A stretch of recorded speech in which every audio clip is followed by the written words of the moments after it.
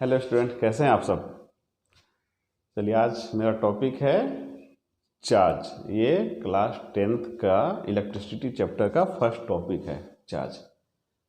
आपको कुछ नहीं करना है, वीडियो को सिर्फ ध्यान से देखना है। अगर वीडियो को सिर्फ ध्यान से आप देखते हैं तो ऑटोमेटिक आपको ये सारा याद हो जाएगा। तो क्या है, चार्ज को हम डिफाइन अगर करते हैं तो कैसे बोलेंगे, किसी भी पदार्थ का एक फंडामेंटल प्रॉपर्टीज होता है। चार्ज क्या होता है, किसी भी पदार्थ का एक फंडामेंटल प्रॉपर्टीज होता है। इसको हिंदी में बोलते हैं तो चार्ज क्या है, किसी पदार्थ का एक मौलिक गुण होता है।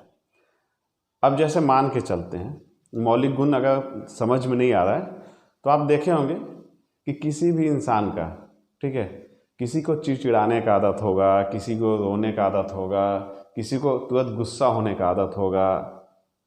तो क्या है, यह उसका गुण है। बोलते हैं ना, उसका खानदानी ही गुण है। अरे चलो उसको छोड़ो ना, उसका खानदानी गुण है। मतलब खानदानी गुण है, मतलब उसके अंदर का गुण है, तो वही उसका हो गया मौलिक गुण। तो चार्ज क्या हो गया, किसी भी पदार्थ का एक मौलिक गुण है। समझ में आया, क्लियर है। तो अब वैसे भी आप देखते होंगे कि अगर किसी के गुण और गुण को बाहर निकालना है तो क्या करना पड़ेगा। आम बोलचाल की भाषा में सुनते होंगे आप, क्या सुनते होंगे, ज़्यादा बोलोगे तो चार्ज कर देंगे, ज़्यादा बोलोगे तो क्या चार्ज कर देंगे।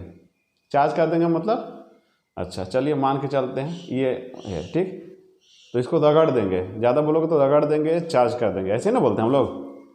तब क्या, ये ऐसे ऐसे रगड़ दिए इसको, ऐसे ऐसे ऐसे रगड़े, तो अब ये क्या हो गया, आवेशित हो गया, यानी चार्ज्ड हो गया।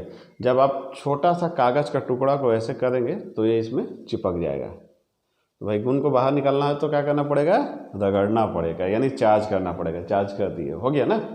तो अब याद हुआ, चार्ज क्या है, किसी पदार्थ का मौलिक गुण है। यानी चार्ज क्या है हमारा, किसी भी पदार्थ का फंडामेंटल प्रॉपर्टीज है। क्लियर है। अब चार्ज कितने टाइप्स के होते हैं, चार्ज कितने टाइप्स के होते हैं, 2 टाइप्स के होते हैं। यानी चार्ज कितने प्रकार के होते हैं, 2 प्रकार के।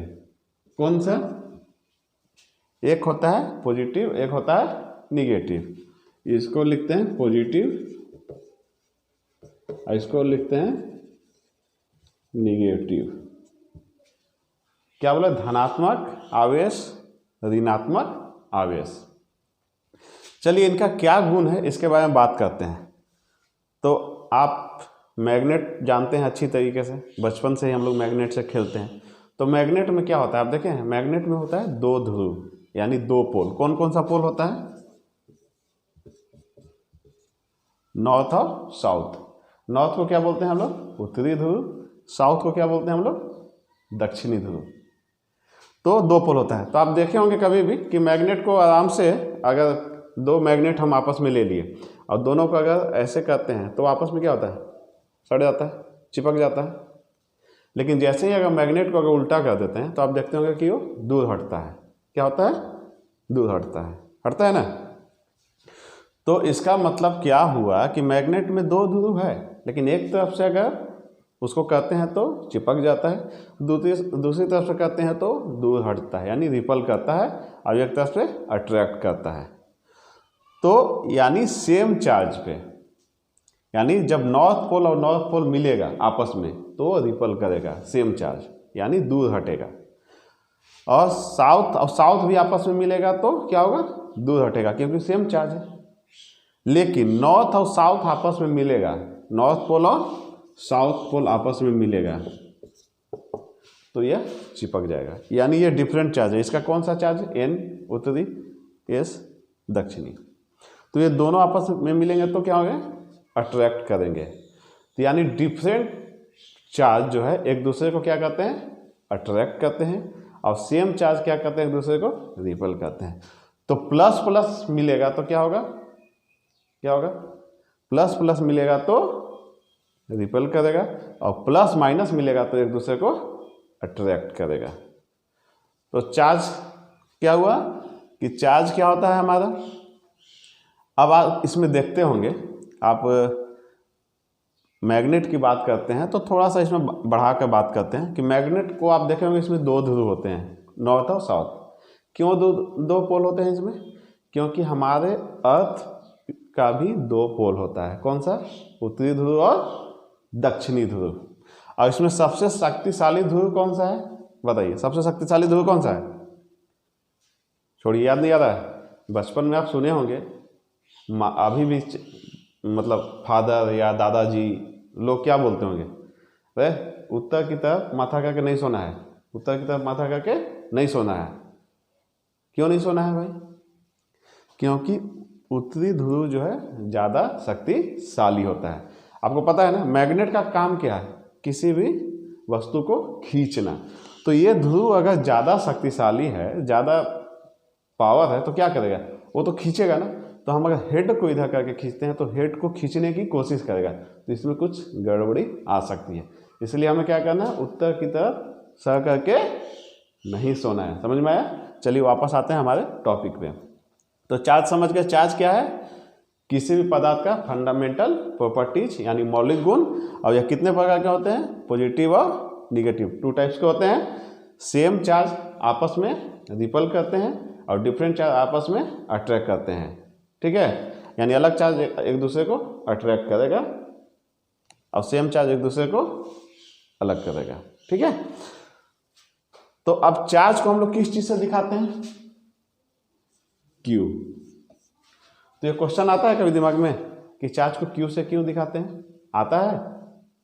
क्योंकि लगता होगा कि रेजिस्टेंस को आर से दिखाते हैं, पोल को पी से दिखाते हैं, फोर्स को एफ से दिखाते हैं, तो चार्ज को तो हमको क्यू से क्यों दिखाना चाहिए? चार्ज को तो हमको सी से दिखाना चाहिए ना।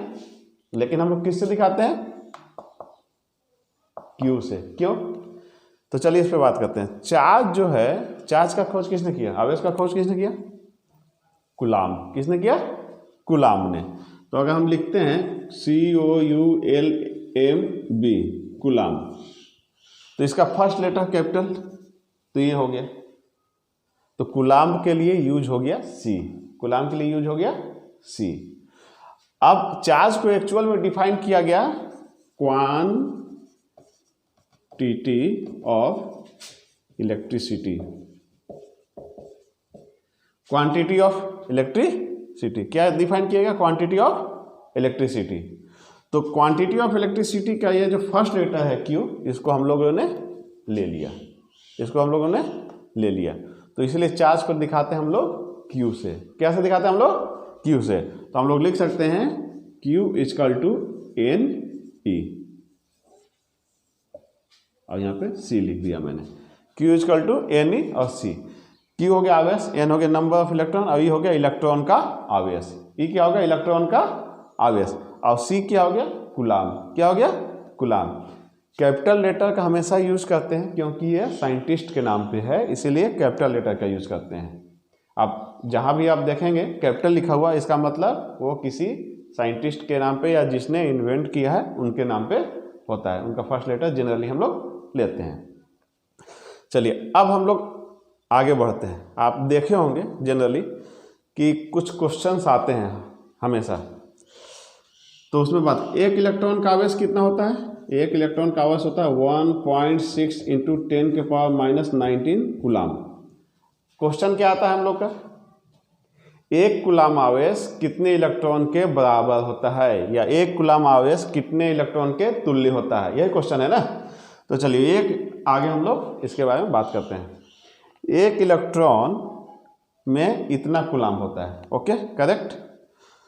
तो एक कूलाम्ब में कितना होगा? तो हम लोग क्या करें, 1 कूलाम्ब ऐसे हम लोग कह दिया, ठीक है।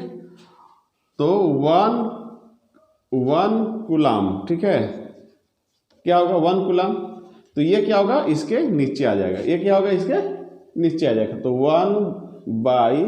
1/1.6 इंटू 10 के पावर माइनस 19 लिख दिए, हो गया। अब चलिए, अब इसको जब ऊपर ले जाएंगे तो माइनस से क्या हो जाएगा? इसको जब ऊपर ले जाएंगे तो माइनस से क्या होगा? प्लस हो जाएगा। तो 1, अब इसको ऊपर ले गए तो यहाँ लिख दिए 10 के पावर 19, अब यहाँ पे लिख दिए 1.6। अब डिवाइड कीजिए, पॉइंट हटा दिए और यहाँ पे क्या होगा? 0। तो 10/16 हो गया, यानी 10/16। अब इसको अगर हम डिवाइड करते हैं तो 0.625 इंटू 10⁻19 हो गया। 0.625 इंटू 10⁻19 हो गया।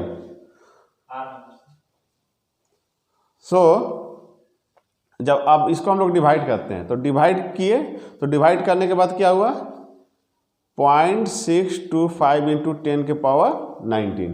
ओके, अब आंसर में आप देखते होंगे कि आंसर लिखा हुआ होगा हमेशा, कैसे देखोगे, 6.25 इंटू 10⁻18 ये।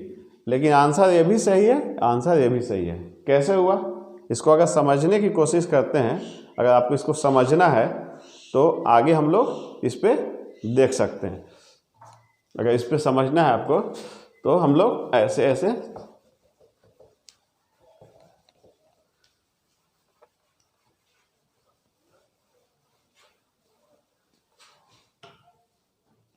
अगर समझना है तो हम लोग आगे देख सकते हैं। कैसे इसको लिख सकते हैं, 6.25 लिखिए यहाँ पे, जैसे मान के चलिए 0.625 इंटू 10⁻19। इसको हम लोग अब पॉइंट हटा दें तो कितना जीरो हुआ, 1 2 3। 10⁻19 का मतलब क्या हुआ, 19 टाइम्स। 10 कितना हुआ, 19 टाइम्स, करेक्ट। तो इसको हम लोग कितना लिख सकते हैं, 10 इंटू 10 लिख सकते हैं, लिख सकते हैं। तो 101 ये एक कट गया, तो 19 में से एक घट गया, तो कितना हो गया, 18, करेक्ट। अब 10 इंटू 10 क्या हुआ, 100। 10 इंटू 10 क्या हुआ, 100। तो 100 से अब डिवाइड करेंगे इसको 625 को, तो कितना हो जाएगा, 2 0 1 2, तो 1 2 2 0 के बाद आ जाएगा पॉइंट, 6.25 इंटू 10⁻18, ठीक है। सो